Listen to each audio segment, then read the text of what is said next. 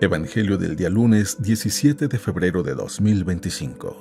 Lunes de la sexta semana del tiempo ordinario. Lectura del Santo Evangelio según San Marcos, capítulo 8, versículos del 11 al 13.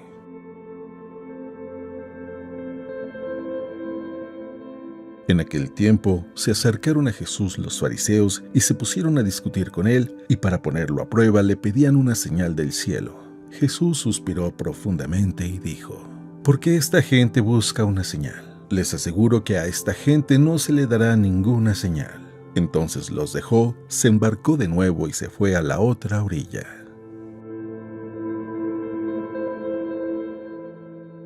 Palabra del Señor.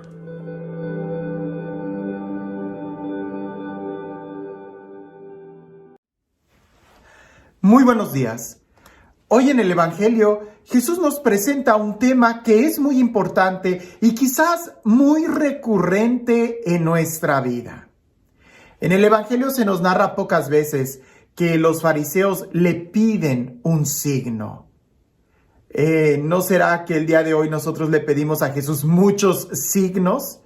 Vamos a leer el Evangelio y a ver qué es exactamente, cuál era el problema de los fariseos al hacer esa petición a Jesús, cuando en otro momento vemos que incluso Jesús da y concede muchos signos para que la gente pudiera creer en él. Escuchemos lo que dice el Evangelio. En aquel tiempo se acercaron a Jesús los fariseos y se pusieron a discutir con él, y para ponerlo a prueba le pedían una señal del cielo.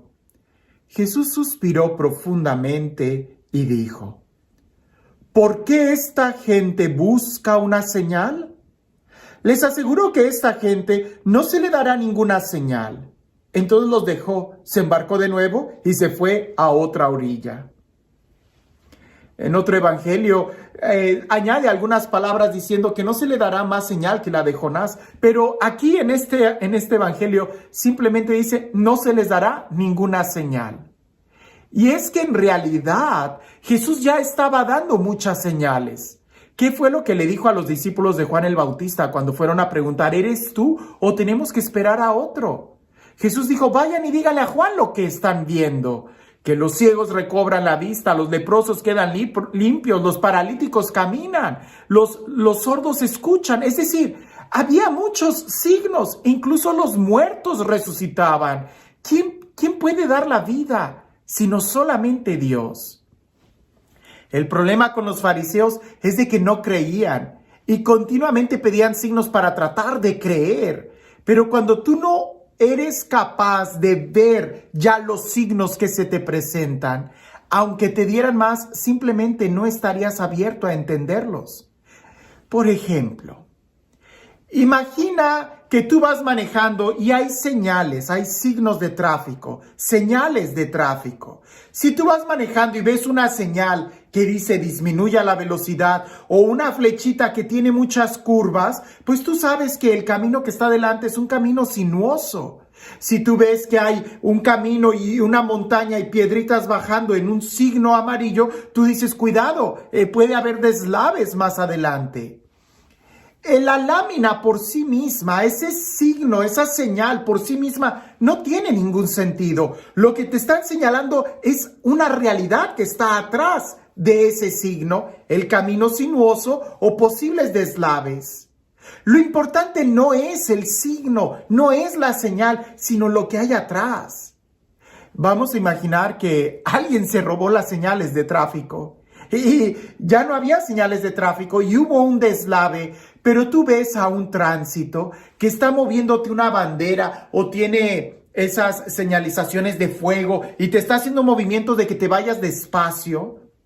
No vas a decirle tú al tránsito: no te hago caso porque no estoy viendo ningún signo. Hasta que no vea la señal de tránsito, no te hago caso.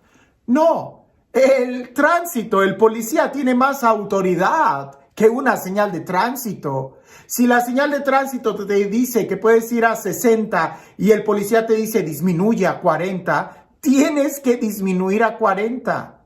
El policía tiene mucha más autoridad que una señal. Jesús mismo tiene mucha más autoridad que las señales que él daba. E incluso más que una señal, Jesús estaba mostrando ya una realidad de que el reino de Dios ya estaba ahí. Si los fariseos no podían ver a Jesús, pues ni aunque tuvieran una señal de tránsito, si ahí está el policía diciéndote lo que está sucediendo, ahí está Jesús quien está pronunciando su palabra. Si no le crees a Jesús, no vas a creer en una señal de tránsito.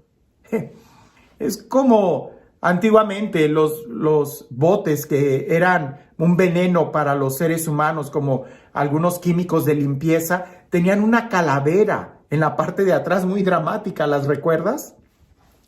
Esa calavera significaba que era veneno lo que había en ese bote. No podías tomarlo. Era para limpiar o era ácido o era algo por el estilo. Imagina que hubiera un doctor, un químico, que te estuviera diciendo, ten cuidado con este bote porque es veneno, solamente úsalo para limpiar. Y tú lo agarras y dices, no doctor, se equivoca, no tiene la calaverita, entonces no me hace daño si lo tomo. ¿Quién tiene más autoridad? ¿El signo de la calaverita o el químico o el doctor que te está diciendo que eso es veneno? Por supuesto que el doctor. Lo mismo sucede. ¿Qué es lo que tiene más autoridad? ¿Un signo, una señal? ¿O Jesús, quien está hablándonos directamente? El problema es que aquel hombre que está cerrado en sus propios pensamientos y si dice yo aquí no veo una calaverita, entonces no es verdad. Después va a caer con que no, esta calaverita está incompleta, no, esta calaverita no es negra, no, esta calaverita no tiene esto y aquello, esto es de Halloween, esto no es de... Y al final va a terminar envenenándose por no creer en el doctor, en el químico. Va a terminar estrellándose en el accidente por no escuchar al policía que le decía de despacio. El problema no es los signos. El problema es la cerrazón de nuestro corazón. Porque Jesús, Dios mismo, nos da tantos signos cada día que nos muestran su amor y la misericordia que tiene para nosotros. Pero somos nosotros los que a veces nos cerramos y no queremos creerle, sino que queremos creer en nuestros propios pensamientos. Y hasta que yo no vea, no voy a creer. Ya le dijo eso mismo Jesús a Santo Tomás. Más dichoso el que cree sin ver los signos, porque quiere decir que ha escuchado. ¿Quieres creer? Escucha la palabra de Dios, porque sin dudarlo la fe viene por la escucha de la palabra de Dios. Y este Dios, el Dios del amor, el Dios de la vida, el Dios de la paz, el Dios que resucitó a Jesús y que nos sigue dando muchos signos de su amor y de su presencia entre nosotros, que sea Él quien el día de hoy te bendiga, en el nombre del Padre, del Hijo y del Espíritu Santo. Cuentan por ahí que había en un tiempo muy antiguo un monasterio que gozaba del favor de Dios, porque en medio del monasterio seguido había muchas manifestaciones muy sobrenaturales. Hermanos que tenían dones de sanar, de levitar, estatuas que lloraban y cosas por el estilo. Y la gente iba a peregrinaciones a escuchar y a ver ese monasterio por los signos fuertes que había. Pero como era de esperarse, en un devenir de tanta gente, poco a poco los monjes fueron dejando de mirar a Dios para mirar los signos y ponerle más atención a los signos que al mismo Dios. Dejaron de haber signos, dejaron de haber manifestaciones, dejó de haber santidad, dejó de haber interés, dejó de haber amor. El monasterio empezó a cambiar a ser muy ordinario y más que ordinario, ya se estaba diluyendo mucho, era muy superficial.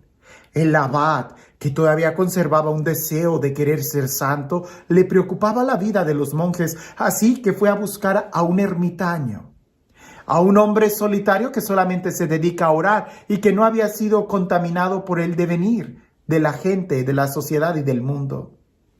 El abad va, se presenta ante él. El ermitaño, sorprendente porque nunca recibe visitas, le pregunta: ¿qué te ha traído aquí? Y el abad le cuenta toda la historia de cómo antiguamente el monasterio, gracias a los signos, había gozado de mucha fama, pero que ya en estos días no había signos y los monjes se habían diluido mucho en su espiritualidad. El ermitaño le dijo: ya veo.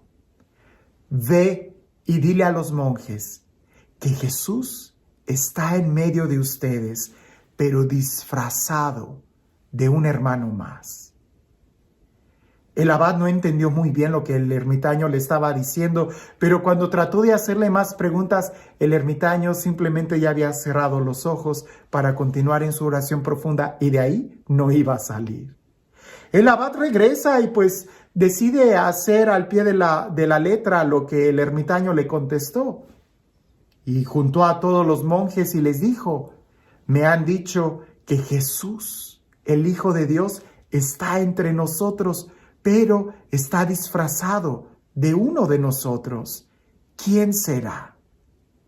Y a partir de ahí todos los monjes empezaron a sospechar unos de otros. Dijeron: ¿será el portero? No, pero el portero nunca barre bien. ¿Y qué tal si Jesús ha querido no barrer bien para no ser descubierto? Mejor me porto bien con el portero. Y luego decían: el cocinero es un comelón. Y si Jesús se ha disfrazado de comelón, mejor me porto bien con el cocinero, no sea que él sea Jesús. Y así cada uno empezó a sospechar de quién era Jesús. Eventualmente, el monasterio volvió a recuperar mucho la fe, la oración, el clima de fraternidad y se enfocaron más en Dios que en los signos. Cuando la presencia de Jesús está con nosotros, en nosotros, no necesitamos más signos, porque ya lo tenemos a Él, que es mucho más importante que un signo. Que tengas un excelente día.